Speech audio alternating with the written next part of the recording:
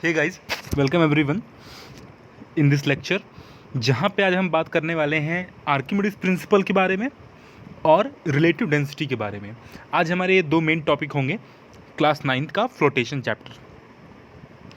Flotation तो वैसे gravitation chapter के अंदर ही है, ठीक है ना। जैसे कि हमने इसके पहले वाले लेक्चर में अपथ्रस्ट के बारे में बात की, ब्याउंसी के बारे में बात की। उसी ब्याउंसी फोर्स से रिलेटेड ब्याउंसी मैंने क्या कहा था? ब्याउंसी मैंने कहा था कि अपथ्रस्ट होता है, और थ्रस्ट के बारे में मैंने आप लोग को बता रखा है कि थ्रस्ट एक ऐसा फोर्स है जो कि किसी सरफेस के परपेंडिकुलर लगता है, ठीक है। और अपथ्रस्ट क्या है? जो ऊपर की डायरेक्शन में थ्रस्ट फोर्स जो होता है, फोर्स नीचे की तरफ लगता है। अपथ्रस्ट की बात करूँगा तो अपथ्रस्ट ऊपर की तरफ लगना चालू हो जाएगा, ठीक है। इतना सा फ़र्क है।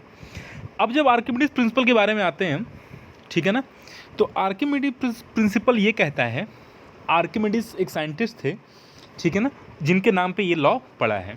ही प्रपोज अ थियरी दैट कि अगर कोई सरफेस है जिसके अंदर लिक्विड है, फ्लूइड है, ठीक है ना, और उसके अंदर कोई सब्सटेंस को अगर पोर किया जाता है तो उसके ऊपर जो अपथ्रस्ट लगेगी, उस ऑब्जेक्ट के ऊपर उसके सरफेस के परपेंडिकुलर जो फोर्स या अपथ्रस्ट लगेगी वो उतनी ही लगेगी जितना उसने उस फ्लूइड को डिस्प्लेस किया है। आर्किमिडीज प्रिंसिपल ने ये कहा कि जैसे कि फ्लूइड हर जगह अपने डायरेक्शन को, अपने प्रेशर को, अपने फोर्स को हर डायरेक्शन में लगाता है, उसी तरह अगर कोई सब्सटेंस को किसी फ्लूइड के अंदर डालेंगे, आप पोर करेंगे, तो उस ऑब्जेक्ट पे, उस फ्लूइड के अंदर उतनी ही अपथ्रस्ट लगेगी जितना उसने पानी, चाहे कोई भी फ्लूइड ले लीजिए, जितना उसने फ्लूइड डिस्प्लेस किया है अपने सरफेस एरिया या अपने वॉल्यूम से, ठीक है। चलिए आर्किमिडीज प्रिंसिपल पे आते हैं। आज एक बहुत अच्छा एक एग्जाम्पल दिया है यहाँ पे इन्होंने, ठीक है। एग्जाम्पल इन्होंने क्या दिया है कि observe the elongation of the rubber, ठीक है ना। जैसे कि ये जितना है, जितना ये ऑब्जेक्ट ए जितना वाटर डिस्प्लेस करेगा, जितना वाटर इसमें डिस्प्लेस करेगा, उतना ही उस पर अपथ्रस्ट होगा, उतना ही उस पर अपवर्ड डायरेक्शन में अपथ्रस्ट लगेगा, ठीक है, ठीक है। तो ये बात का ध्यान रखिएगा। और उस पर जब अपथ्रस्ट लगेगा तो मतलब नीचे से कोई ऑब्जेक्ट, कोई फोर्स उसको सपोर्ट कर रही है। यही कारण होता है, this is the why the reason the object feels lighter under water. Okay,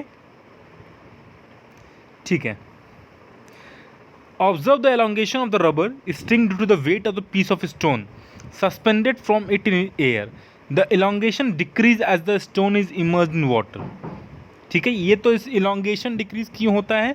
क्योंकि अपथ्रस्ट लगना चालू होता है, नीचे से फोर्स सपोर्ट करना चालू कर देती है, जिससे कि जो रबर में टाइटनेस होती है वो कम हो जाती है। इलोंगेशन का मतलब टाइटनेस होती है रबर में। आप एक पत्थर को बांध के नॉर्मली एयर में उसको नीचे की तरफ ड्रॉप करो, आप देखोगे कि जो वायर होगा आपका वो टाइटली इलोंगेटेड होगा।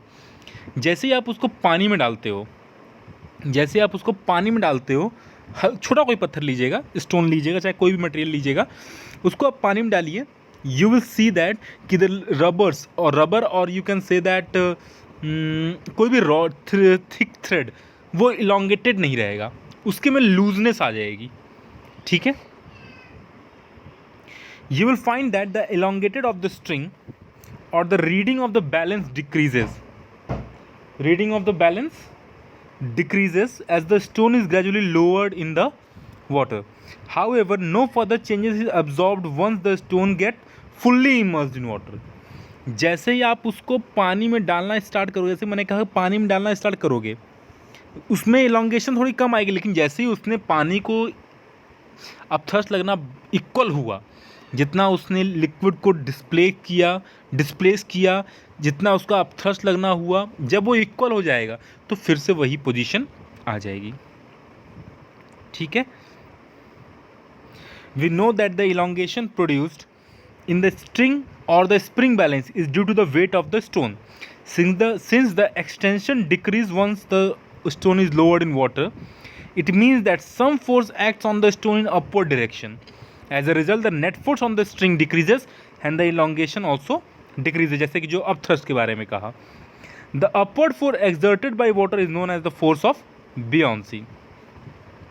What is the magnitude of the buoyancy force? Magnitude मतलब जैसे कि 5 मीटर पर सेकेंड वेलोसिटी होती है, तो ये इसका मैग्नीट्यूड है। 5 मीटर पर सेकेंड इन ईस्ट ये डायरेक्शन हो गया, ठीक है ना। तो कितना न्यूटन का फोर्स लगेगा, कितना न्यूटन का फोर्स लगेगा पास्कल में, जैसे आप कैसे प्रेशर कितना लगेगा उस पर, ठीक है। अब थ्रस्ट के बारे में बात किया तो कितना फोर्स लगेगा न्यूटन में हम बात करेंगे। Is it the same in all fluids for given body? नहीं। अब थ्रस्ट वॉल्यूम पे भी, डेंसिटी ऑफ सब्सटेंस पे भी डिपेंड करता है कि सब्सटेंस की डेंसिटी क्या है, ठीक है। उस पर भी डिपेंड करता है कि उस पर अब थ्रस्ट कितना लगना चाहिए, ठीक है। अब इसी चीज़ को फॉलो करने के लिए कि is it the same all fluids for a given body, do all the bodies in the given fluid experience the same beyond force? इन सब को आंसर देने के लिए आर्किमिडीज सर ने एक लॉ लिया। उन्होंने कहा when a body is immersed fully or partially in a fluid it experience an upward force that is equal. यहाँ पे उन्होंने एक मैग्नीट्यूड की बात कर दी, is equal to the weight of the fluid displaced by it. जैसे मान के चलिए मैं मरकरी ले लेता हूँ, एक ऑब्जेक्ट लेता हूँ जिसको मरकरी में मैं डिप कर रहा हूँ, तो मरकरी में जाने में उसको टाइम लगेगा, ठीक है। तो अब थ्रस्ट जो है जितना उसने बहुत धीरे धीरे वो डिस्प्लेस कर रहा है मरकरी को, तो उस पर अब थ्रस्ट भी थोड़ा कम लगेगा, वाटर में थोड़ा ज़्यादा लगेगा, ठीक है।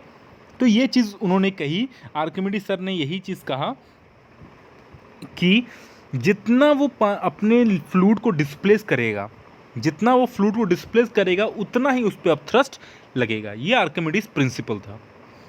Archimedes was a Greek scientist. He discovered the principle subsequently named after him after noticing that the water in a bathtub overflowed when I stepped into it. जैसे हम पानी के अंदर जाते हैं तो पानी बाहर आ जाता है, मतलब जितना आप फोर्स नीचे की तरफ लगा रहे हो उतना ही फोर्स ऊपर की तरफ लग रहा है, ठीक है।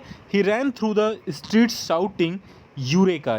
यूरेका का मतलब होता है कि I have found something. Eureka is a term used by Archimedes sir. It means that कि I have found something new. This knowledge helped him to determine the purity of the gold in the crown made for the king. His work is held field of geometry and mechanics made him famous.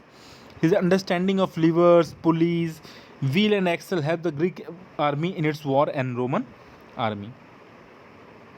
इसके बहुत सारी applications हैं, Pascal's law भी इस पे बना, ठीक है। Archimedes principle has many applications. It is used in designing the ships, submarines. Lactometer, which are used to determine the purity of the sample of milk, and hydrometer, used for determining density of liquid, are based on this principle. इन सब principal पे ये काम करते हैं। अब आता है जो टर्म रिलेटिव डेंसिटीज़। देखिए, डेंसिटीज़ को कहने का मतलब मेरा ये है कि अब हम यहाँ बात करेंगे रिलेटिव डेंसिटी के बारे में, ठीक है। डेंसिटी होती क्या है? Density equals to mass by volume, ठीक है। Density equals to mass by volume. तो अब यहाँ पर रिलेटिव डेंसिटी जब कहती है, कोई चीज़ अगर रिलेटिव कहता है तो रिलेटिव का मतलब रिलेट करने के लिए कुछ होना चाहिए, ठीक है। रिलेट करने के लिए कुछ होना चाहिए, तो यहाँ पे दो सब्सटेंसेस होंगे। पहला सब्सटेंसेस फिक्स्ड होगा जिसे हम कहेंगे रिलेटिव डेंसिटी और डेंसिटी ऑफ वाटर। अगर हमें किसी चीज़ की मान चलिए कि अब हमारे पास क्या है कि हमारे पास वाटर की डेंसिटी हमें पता है, ठीक है। वाटर है, लिक्विड मरकरी हो गया, केरोसिन हो गया, पेट्रोल हो गया, सबकी डेंसिटी तो हम नहीं जानते ना, सबकी डेंसिटी हम नहीं जानते। हम क्या जानते हैं? रिलेटिव डेंसिटी जानते हैं, ठीक है ना, कि वाटर से वो उतना ज़्यादा है, उसकी डेंसिटी वाटर से उतनी ज़्यादा है। सबकी डेंसिटी हम याद नहीं कर सकते, ठीक है। तो हम क्या करते हैं, उसकी डेंसिटी वाटर से इतनी ज़्यादा है, उसकी डेंसिटी वाटर से, मरकरी की डेंसिटी वाटर से इतनी कम है। तो हम कैसे समझते हैं? हम कंपेयर करते हैं क्वांटिटी को, हम कहते हैं रिलेटिव डेंसिटी ले लेते हैं, ठीक है, और हमें पता होता है कि डेंसिटी ऑफ वाटर क्या है, ठीक है। डेंसिटी ऑफ वाटर क्या है ये हमें पता होता है। हम जिस सब्सटेंस का निकालना चाहते हैं उस डेंसिटी को ऊपर रख लेते हैं, density of substance divided by density of water. ये हमें एक्सप्रेशन देता है relative density. As you know the density of a substance is the defined as a mass of a unit volume. ठीक है, ठीक है, mass of a unit volume मतलब one mass में वन वॉल्यूम होगा तो वो वन डेंसिटी होगी। ठीक है, the unit of density is kilogram per metre cube. Density of a given substance under specified condition remains the same. Therefore, density of substance is one of its character properties. It is different for different substances. For example, the density of gold is 19,300 kilogram per meter cube, while that of water is 1,000 kilogram meter cube. The density of a given sample of substances can help us to determine the purity. उसकी purity को हम जान सकते हैं कि 1000 मतलब कि 1 metre cube में इतना मास है उसका। 1 मीटर क्यूब में डेंसिटी क्या है वाटर की, मतलब 1 मीटर क्यूब में वॉल्यूम, लेंथ, ब्रेथ और हाइट, ठीक है ना, 1 मीटर क्यूब में आपका 1000 kg ऑक्यूपाई हो सकता है। और उसी तरह अगर गोल्ड की बात करूं मैं तो 1 मीटर क्यूब में वन वॉल्यूम में 19,300 मास उसका हो सकता है।